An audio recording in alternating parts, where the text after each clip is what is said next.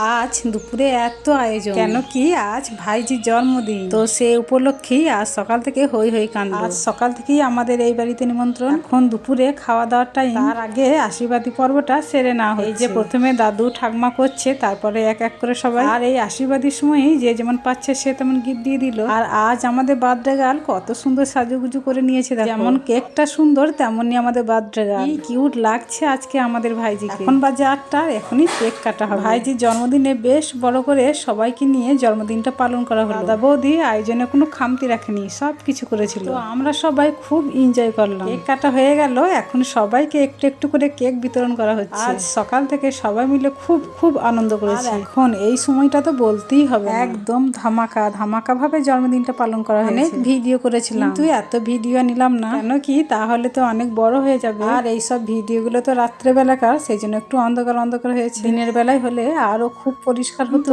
Cake কাটা তো দিনের বেলা হয় না। কেক কাটা হয়ে গেলে এখন সবাই নাচতে ব্যস্ত। নাচা গানা না হলে অনুষ্ঠান বাড়ি আর অনুষ্ঠান বাড়ি মনে হয়। সবাই নাচতে এত ব্যস্ত যে নাচ ছেড়ে কেউ আর আসছে না। আর এইদিকে দেখো সব এত ভালো ভালো খাবারগুলো অপেক্ষা করে বসে আছে আমাদের জন্য, কিন্তু কে খাবে আর কে দেবে। সবাই তো আনন্দে মাতোয়ারা। মাঝে মধ্যে এরকম ছোটখাটো অনুষ্ঠান হওয়া ভালো, তাহলে একঘেয়েমি জীবন থেকে একটু বেরিয়ে আসা হয়। এদিকে রাত্রি বেশ অনেকটা হয়েছে, খাওয়ার জন্য ছটফট করছে। তারপর সবাইকে ডেকে ডেকে বসিয়েও দিয়েছে খাওয়ারের জন্য। আর এত জোরে জোরে বক্স বাজাচ্ছিল যে এটা ধুকপুক ধুকপুক করছিল। মেয়েগুলো তো সবাই চলে এসেছে খাবারের জন্য, আর এখন ফুল সাউন্ড দিয়ে ছেলেরা নাচতে ব্যস্ত। মানে কেউ কারো কথাই শুনতে পাচ্ছে না ইশারা ছাড়া। তবুও অনুষ্ঠানটা খুব ভালোভাবেই হয়েছে। এইবারে আমিও খেতে বসে গেলাম। খাবারের মেনুতে কি কি ছিল তো তোমাদেরকে তো সব দেখিয়ে দিয়েছি, তাই আর মুখে বললাম না। খুব ভালো করে খাওয়া দাওয়া করে নিয়েছি বন্ধুরা। তো টাটা।